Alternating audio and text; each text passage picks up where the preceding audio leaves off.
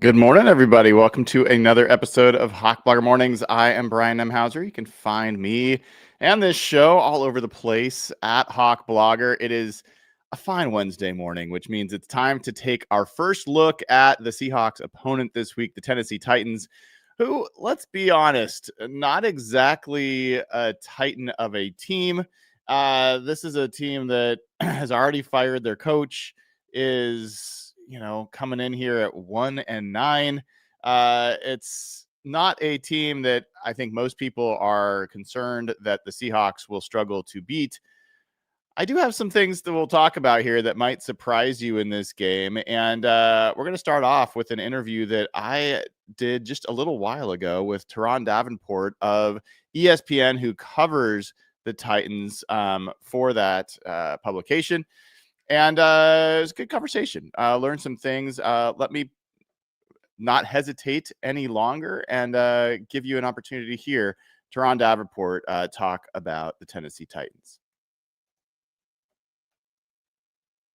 Well, it's time to welcome on a first-time guest for the show, Terron Davenport of ESPN, who covers the Titans. Terron, man, first of all, how are you doing on this fine Wednesday morning?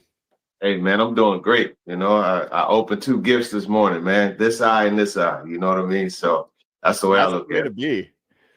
Yeah. That is the way to be. How are you?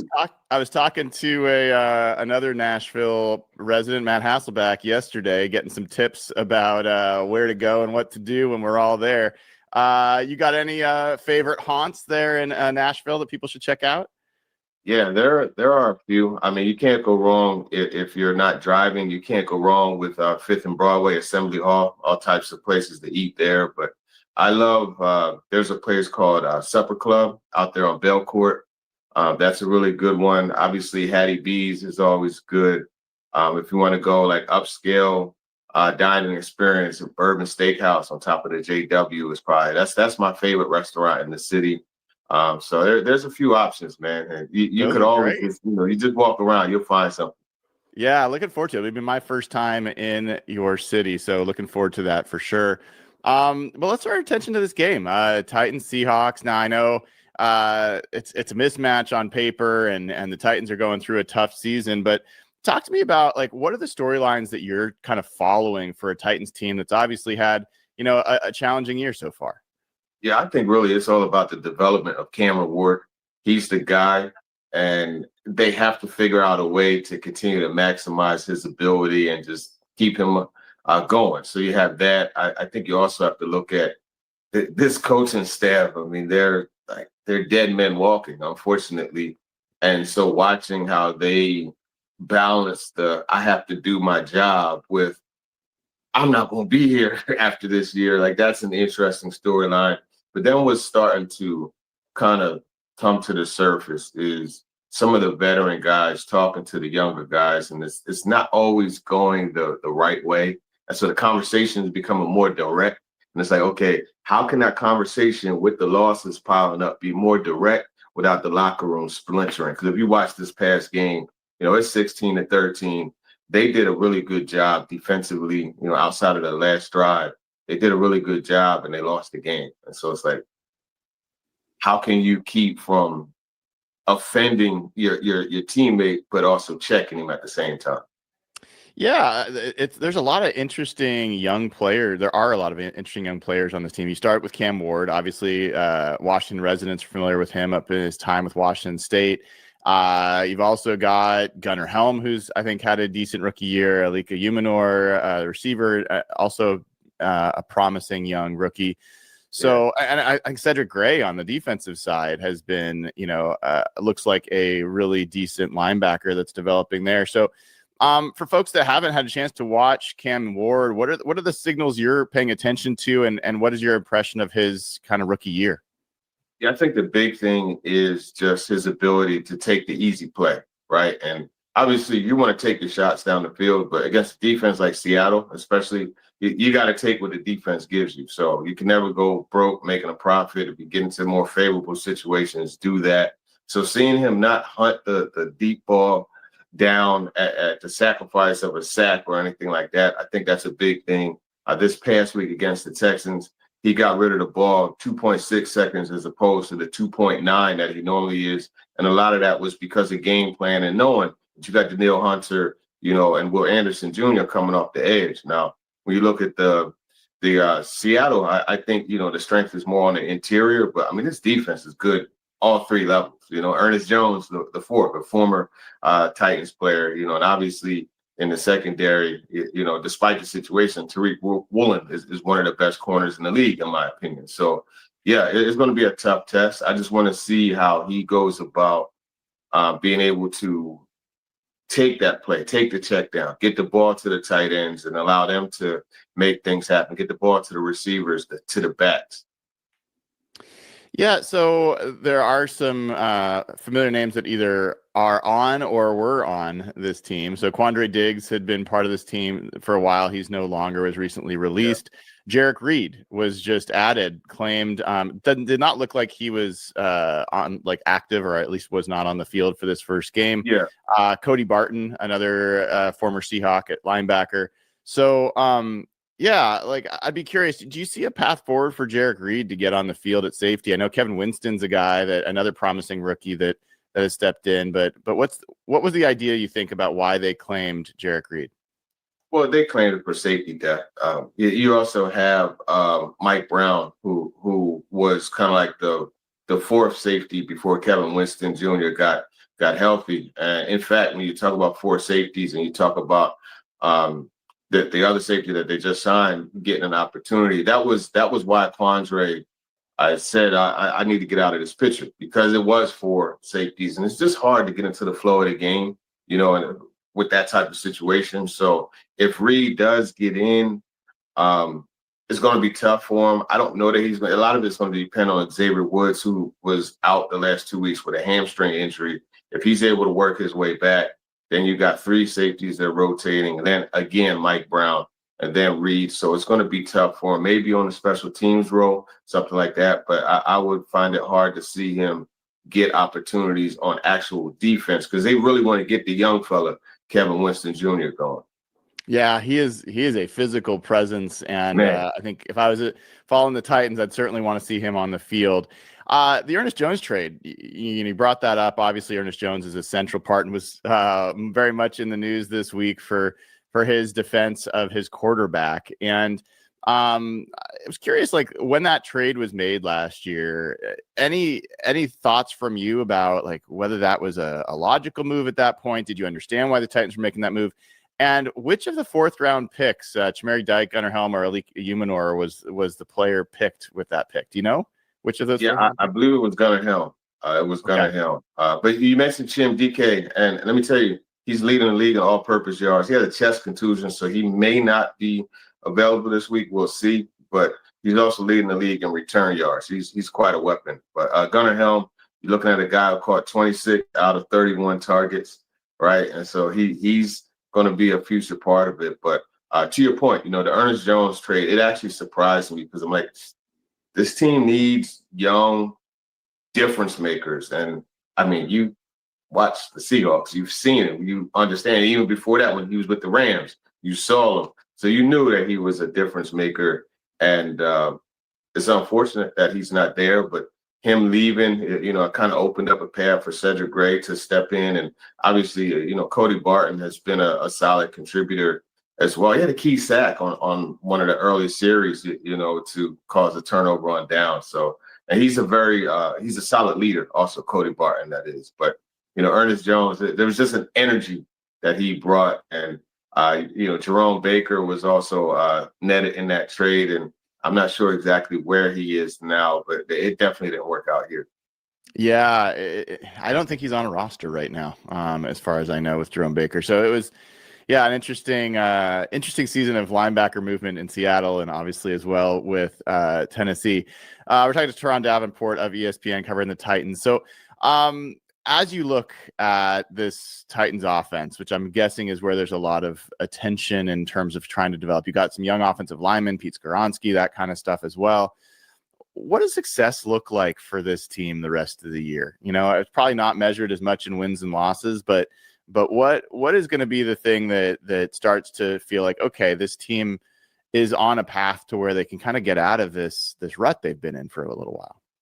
I don't think there's anything that will make you feel that they're on a path. Like, okay, if they win all the games the rest of this year, yeah, you'll feel like they're on a path. But I mean, this has been so bad that when you look at it, you just say, okay, what are some positives, right? And it's like you're reaching for positives if you're a fan of this team, if you're a coach of this team, a player. And I think the biggest thing for this team would be just the continued development and progress of Cam Ward. That's the biggest thing.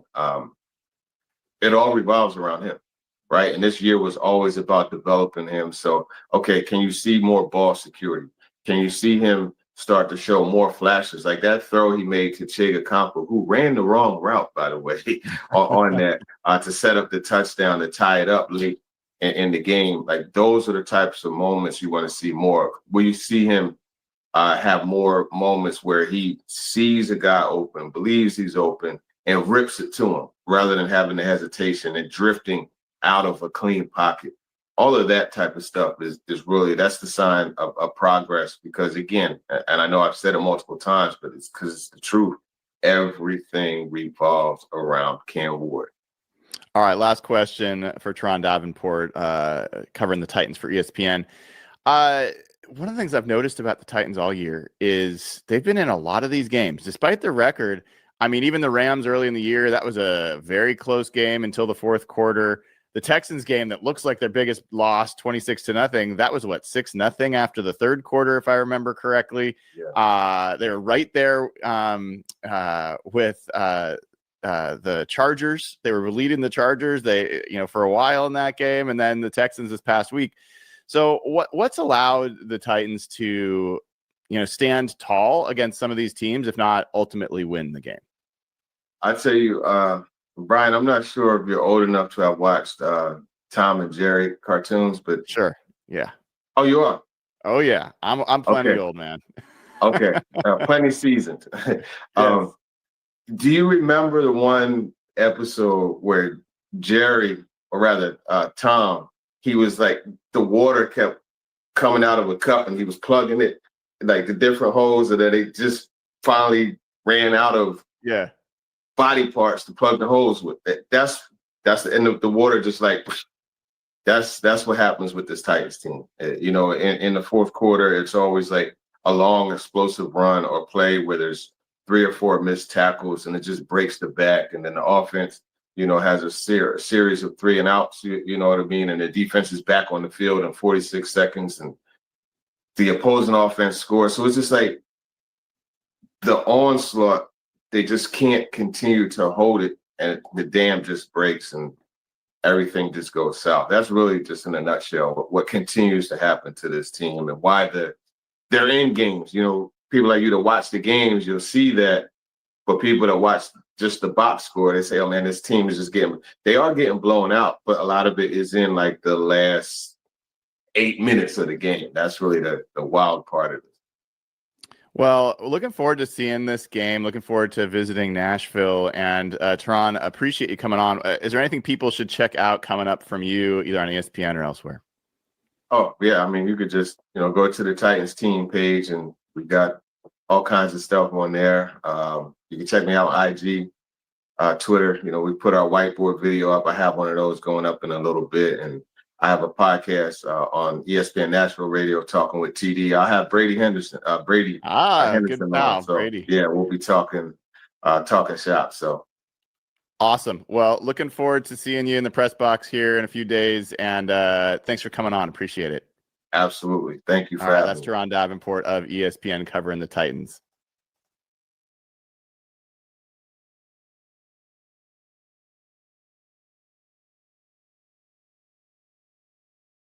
Great to talk to Turron there.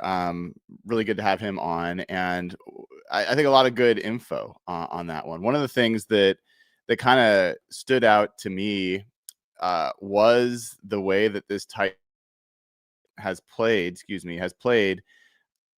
through a lot of these games. I'm going to go through it with you here in just a second, but this is a team that, despite their record, has been in pretty much almost every game they've played against some pretty good teams. So we'll talk about that. But before I do, I know some folks who are on YouTube are getting used to the multiple modes that you can view the show. So there is now a portrait mode and a landscape mode. This is a new thing that this streaming service is trying. We're going to see how that goes. The idea is that it helps people that might only be watching on like Reels and that version of YouTube, that they can watch the show in a way that's a little bit more designed for their screen. I don't know. I think it also allows for some other things. I think you can give little gifts and things on there that are like, I don't know. I'm starting to get used to it myself. I've had to try to redesign a few things, and the design's a little, if anyone's ever done multi-screen design, you'll know it's not easy to find a design that works on both. But point being, you can always choose either one. So you can choose to watch this show normal landscape mode at any time. That's not going away. So I think I don't know exactly how it shows up on YouTube because I haven't consumed these types of shows, but in the live stream, but I think it's going to show up twice on YouTube. And if you're getting it portrait, you can watch it that way. If you want to watch landscape, you can watch it that way. Both of them are available. And yes, the chats I think are generally separate. Unfortunately, I cannot specify which chat I'm responding to. So sometimes you're going to see responses to a message that was in one chat and not in the other. That's just the way the system works. So I know this is all boring for most people, but I just want you guys to know that's what's going on here. And we'll see how this goes for a while and see if we can get any better. I see from Brian Cole here that it looks bad on my phone. Well, it's all I got, man. This is the face I was born with. So but yeah, this is what we have to work with, and hopefully if folks don't like it in that mode, you just find the landscape mode and watch it that way. All right, so I wanted to get back to what I was saying there about the Titans being in a lot of these games, and this is a 1-9 football team. I'm not going to try to convince you that the Titans, a 13.5-point underdog, are going to be some huge obstacle for the Seahawks. I think the biggest obstacle for the Seahawks is going to be just getting up for this game, playing a professional football game, and getting out of there with a win, getting out of there healthy. Those are the things that you're looking for in this game. And that does not mean, some people are going to say it's a trap game. I don't know if it's a trap game. I mean, it's a trap game in the sense that it's going to be hard to be as hold the same level and standard against this team that you did against a Rams team. Maybe it helps a little bit that you just lost that game, and so you really want to get back to winning. It could be ugly, and that I don't think it will be, but it could be. And here's just some evidence to that point. So the Titans early in the season, first game of the season against the Broncos. This was in Denver. The game was 13-12 after 3 quarters. The Broncos were ahead 13-12 after 3 quarters. It was 10-9 at halftime. So it ended up being 20-12, but it was close all the way through. The Rams early in the season in Tennessee, it was 13-10 at halftime. The Titans were ahead. Yeah, the Titans were ahead 13-10 at halftime against the Rams. And after 3 quarters, it was 20-13 Rams. So it was still in question all the way into the 4th quarter. Rams ended up winning 33-19, but it was close. Against the Texans, the first time they played them, you heard me talk to Turron about it. It was 26-0 was the final score, but it was 6-0 after 3 quarters, and it was 6-0 at halftime. So this was a close game that ended up looking like a massive blowout. Against the Raiders, who are not very good, it was 10-0 at halftime. So it still was not over at that point. Against the Patriots, obviously a very, very good team. It was 17-13 at halftime in favor of the Patriots. So again, you're getting like a lot of quality teams having trouble putting the Titans away early. Against the Colts this last time, it was 17-7 at halftime and ended up being a 38-14 blowout, but it was 17-7 at halftime. And then most recently, or one of these games was against the Chargers. They were ahead they were ahead 14-7 after one quarter. They were behind by just 3 points at halftime, 20-17, and it was actually 20-17 all the way through three quarters. So again, they're 1-9, but every one of those teams I'm talking about, those are pretty good teams that had not put the Titans away at halftime, and certainly in a lot of cases had not put them away after three quarters. The Seahawks have been a team that is dominant in the first half, and they tend to put teams away early on. This Titans team has not been a team that has allowed that to happen. And I can't really put my finger on it yet exactly why the Titans have been able to do that this season, but it is the reality. It is the reality. And so I wanted to start sharing a little bit of the data behind this game before we do. Wanted to recommend, if you haven't considered already, give the gift of joining this Hawk Blogger community for the holidays. The QR code is up there. That'll get you to giving a patreon.com/hawkblogger subscription to a loved one, to yourself, to anyone that you want to bring into this community. It could be as little as a 1 month subscription for $5. It can be for the rest of the season for like 15. You could buy a year's sub, and treat somebody to that. Gets them access to the Discord server, gets them access to ad-free audio. And it's a really cool community. It's a kind, friendly group of people. And it's a quick, easy, pretty affordable way to come up with a unique gift for somebody. So consider doing that. The link is also in the description of the video. If you haven't taken advantage of the deal at simplyseattle.com, now is a great time to do that, as you know what? I have to go back and get some more Simply Seattle stuff. It's just too good. And this deal with code HawkBlogger15, 15% off, also amazing. Josh Naylor just signed for the Mariners yesterday, and you can get Mariners gear there, Seahawks gear, Kraken gear, whatever your gear of choice for Seattle sports. SimplySeattle.com will take care of you for that. And then obviously, if you haven't gotten yourself a pair of JK boots, now is a great time to do it. jkboots.com/hawkblogger. Put that in your browser. It'll get you your own special promo code. jkboots.com/hawkblogger. Best boots I've ever owned. Best boots you will ever own. Made by a Washington company over in Spokane. Family owned. All handmade. And really, like, the craftsmanship is unreal. So absolutely take advantage of this. And then if you haven't gone to the Sleeper app, now is a great time to do that. You can go to Sleeper and take advantage of a limited time deal where you can get $20 without even making a deposit. Get all your fantasy football information there, all your NBA news, everything in the Sleeper app. And if you use promo code HAWKS, you'll get up to $100 match on your first deposit. Terms and conditions apply. See Sleeper's terms of use for details. Check out Sleeper today. All right, so let's get into talking about some of the stats, and they're not pretty for Tennessee. So if you're a Titans fan, you may want to avert your eyes, but let's take a look at this matchup. I'm going to have to turn chat off for this to be visible in a reasonable way.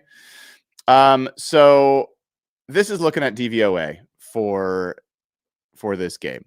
And as you might expect, not particularly close. Oh, wait, this is the wrong DVOA. Hold on. Let me get the right one uploaded. I don't know why it wasn't already, but let's get that up there. It should have already been up there. That is the right one. You can see it loading. That this is a huge advantage for the Seahawks, like an uncomfortably large advantage for this team. And you're talking about a Titans team that ranks 31st. Sorry, you guys are seeing the sausage get made here. Let's see if we can get this back out here. All right. There we go.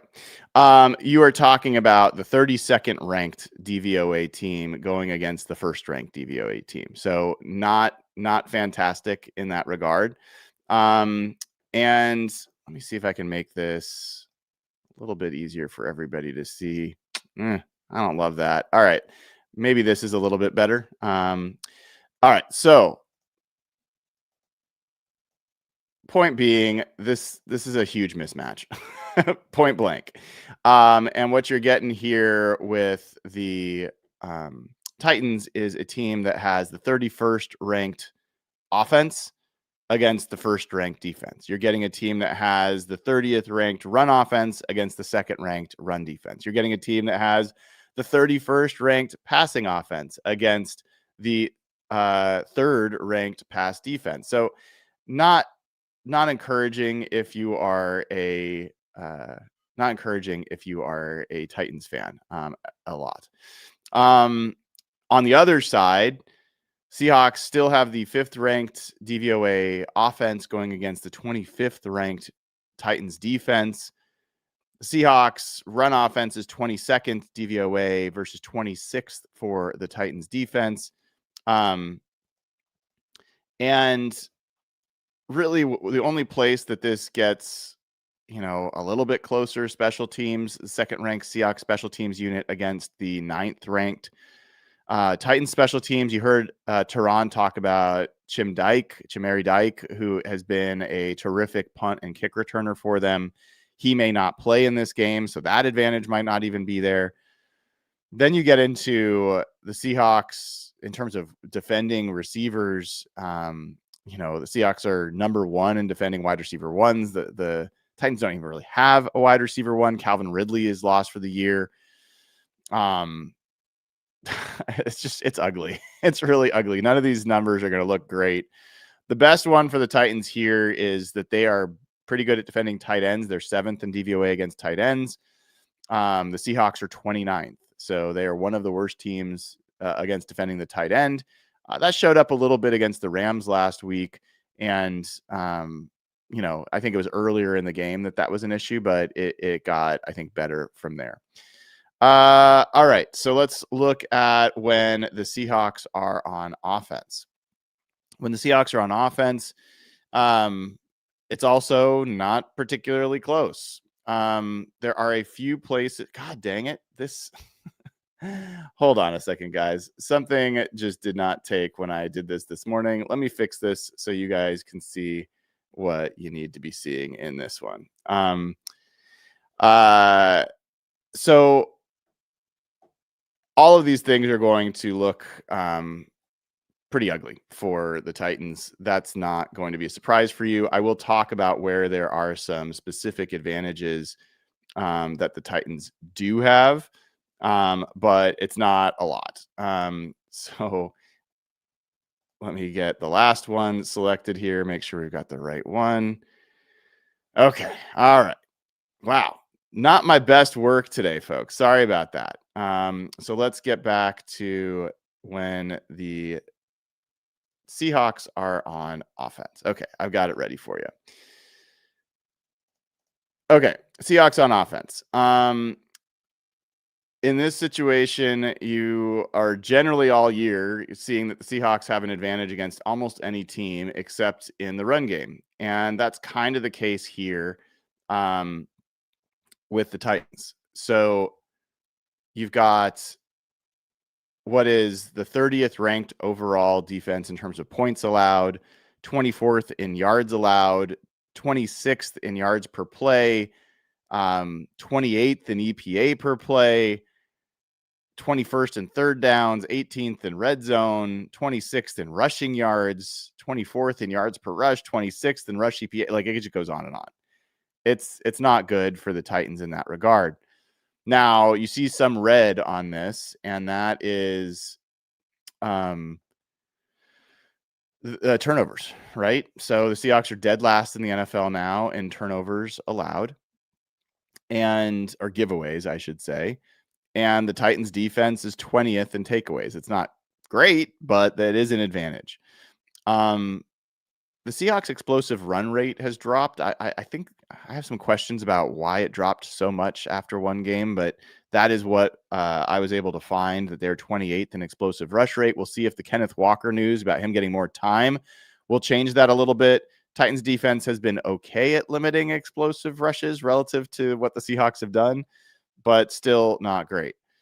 Seahawks are third to last in the NFL in interception rate, thanks to that performance this past weekend. Unfortunately, the Titans have, they're 23rd. Like, these are, the places where the Titans have, quote, an advantage are places where the Seahawks have just been flat bad. Now, the one thing I will say is that the Titans have a pretty damn good player on that side of the ball. Jeffrey Simmons, not our Jeffrey Simmons, but their Jeffrey Simmons, is one of the best interior defensive linemen in the NFL. He might be the best defensive lineman in the NFL this year. He's been very, very good.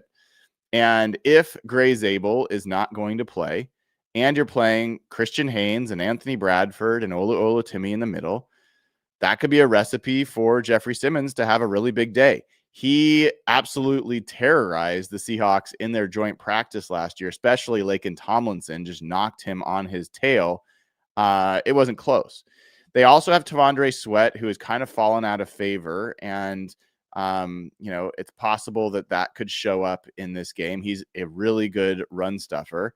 And as I go back and I look at snap counts for this Titans team, Tavondre Sweat played 41% of the snaps this past week. He can be a difference maker. They also have Jihad Ward, who is I think a pretty effective, can be an effective pass rusher there. Sebastian Joseph Day is a fine player, not necessarily a huge difference maker. But he's a good run defender. So there's some reason to believe the Seahawks will have challenges running the football. There could be some tackles for loss, some early down challenges there if they try to run the ball. I think their strength is in the middle. Simmons, Sweat, Joseph Day, all in the middle there. They recently traded Draymond Jones, so this is not a Draymond Jones reunion. He went to Baltimore. They recently traded Roger McCreary, a cornerback for them, who is playing a lot of nickel. So they're a little young and exposed in the secondary. They do have Cody Barton, with Griff Sturgeon will tell you is one of his favorite players. At linebacker, he's had a few plays this year. I still consider him an okay pass defender, but a liability against the run. That is apparently what PFF sees as well, as he has a 68 coverage grade, but a 41 run defense grade. As far as cornerbacks go, it's a little slim pickings. The cornerbacks that have been getting snaps of late. By the way, Tyler Lockett also not going to have a reunion, as you know, he was let go, so he's playing with the Raiders now. So that was a near reunion, but did not happen here. L'Jarius Sneed is the name people know, but he's been injured. As I said, they moved on from Roger McCreary. So the guys getting snaps are Darrell Baker Jr. and Jalen Armour Davis and Sam Womack. Sam Womack, he's a guy that's played a little bit in this league, has been an okay player at times. But I can't tell you that I've heard of either of the other guys. Jalen Armour Davis, the cornerback there that I mentioned, he is, he's 26. He's been in the league for a little bit. He's a former 4th-round pick. His first year with Tennessee and his first year getting meaningful snaps. He has got a 43 coverage grade. So not great. The other guy that I mentioned is, what was it?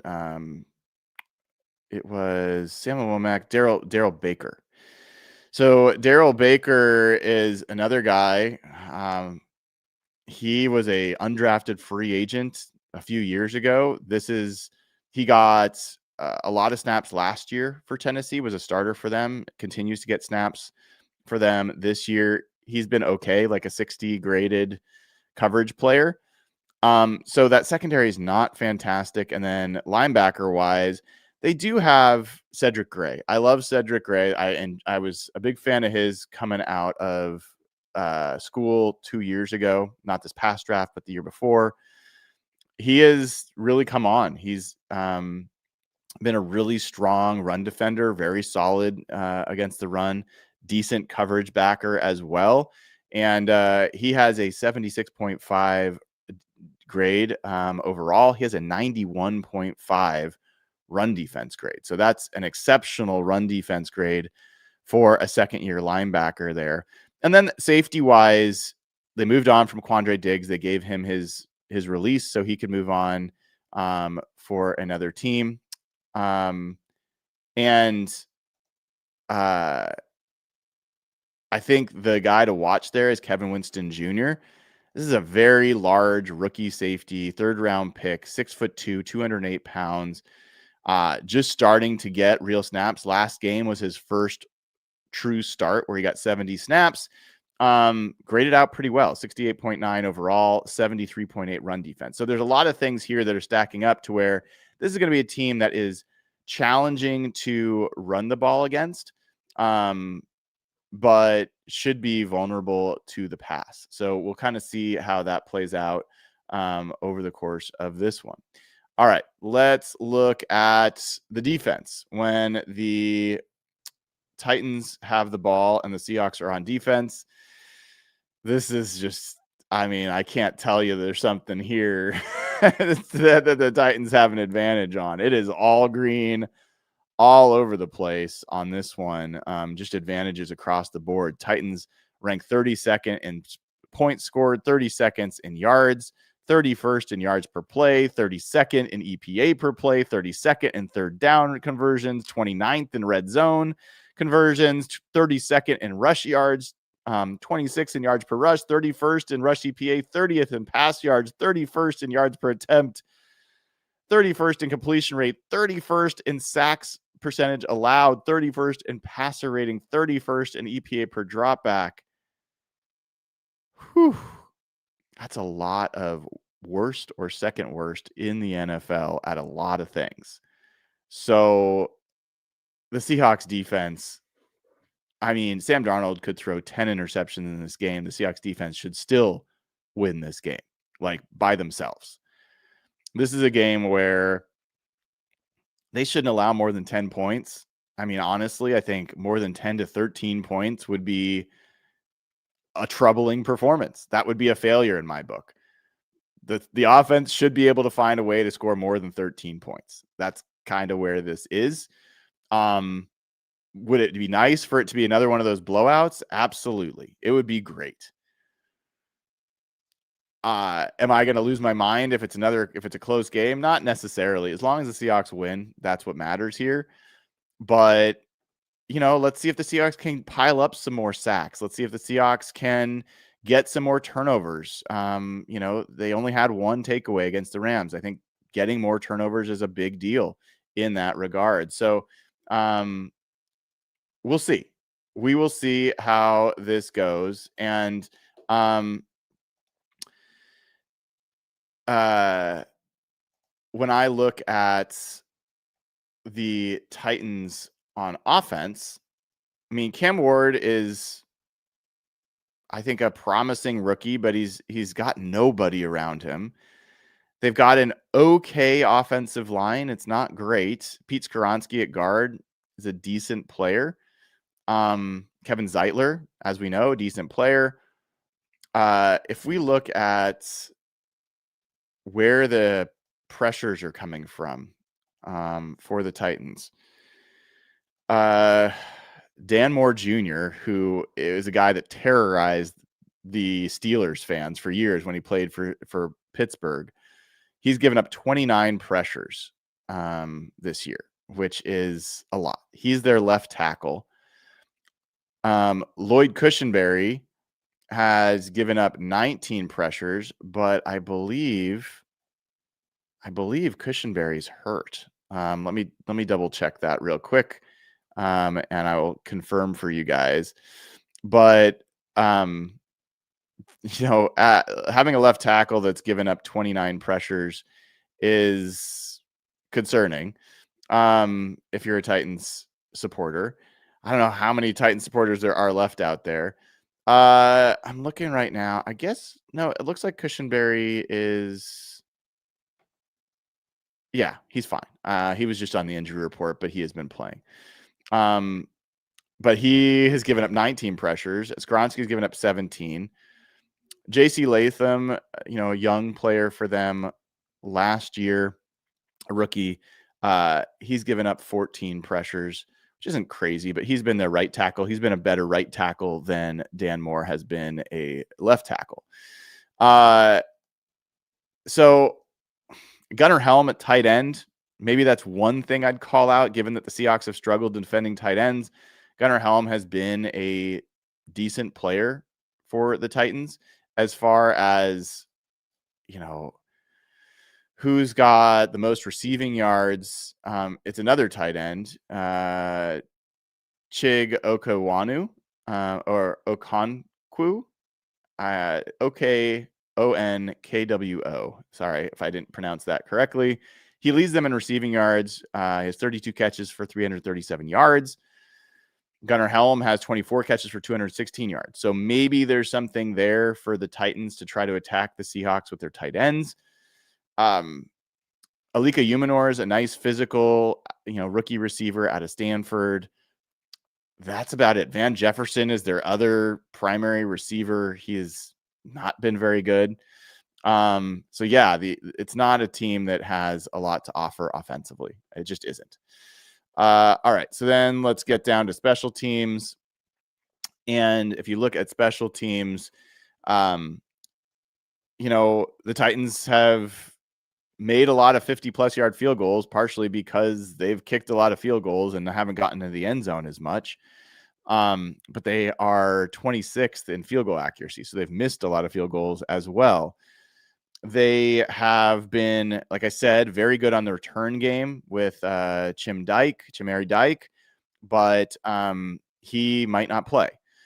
As far as the coverage game, Seahawks have an advantage there as well. So honestly, folks, you get back to this and it really is just Seahawks have advantages all over the place in this game. They should be able to fall into whatever trap this represents as a trap game and still escape with the win.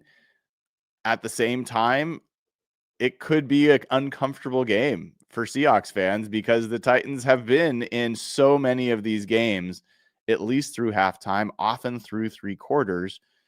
So yeah, it's a 1-9 team. Not going to try to build them up as something that they're not, but you do have to wonder if the Seahawks can really end this game early. That would be ideal. And obviously it'd be great if Christian Haynes does play in this game, if he can have a opportunity there to kind of show that he maybe has more to offer than he has so far. That would be the other thing to pay attention to. All right, we've got some super chats. Let's get to those. Palmer Media has given away 12 Hawk Blogger memberships. I love this from Paul Myra Media. I don't know if I'm pronouncing that right, but really appreciate. Actually, he's given away 7 Hawk Blogger memberships. I thought it was 12, but it was 7. Still amazing. Still appreciate it. If you want one of these free memberships, all you got to do is turn gifting on your YouTube account and get over to the show, the channel, like, subscribe, watch, comment. All those things is how YouTube decides who gets these free memberships. Then we got Mark, who says, I have total confidence in Darnold, but how many interceptions this season came from under center versus a pass formation? I don't have a way to split that. I don't think. I can try. If you want to wait like 30 seconds, I can try to see if I can get that split. It's possible that I've got one place that might have it. It's an interesting question. That's why and you paid for some super chat love. Let me see if I can give it. All right. So if we look at season leaders passing and we split by, I have play action and no play action, not under center versus not under center. Let me see. Let me go to offense, and there we go, under center. And does it give me interceptions? It does not. It does not. Yeah. So I don't have, unfortunately, a way to get to that split. But yeah, we'll see. Oh, there is another 5. So now we end up with that 12 Hawk Blogger memberships. That's what I thought he was going for, or she, or whoever was going for. The lucky number 12 in memberships given up. All right.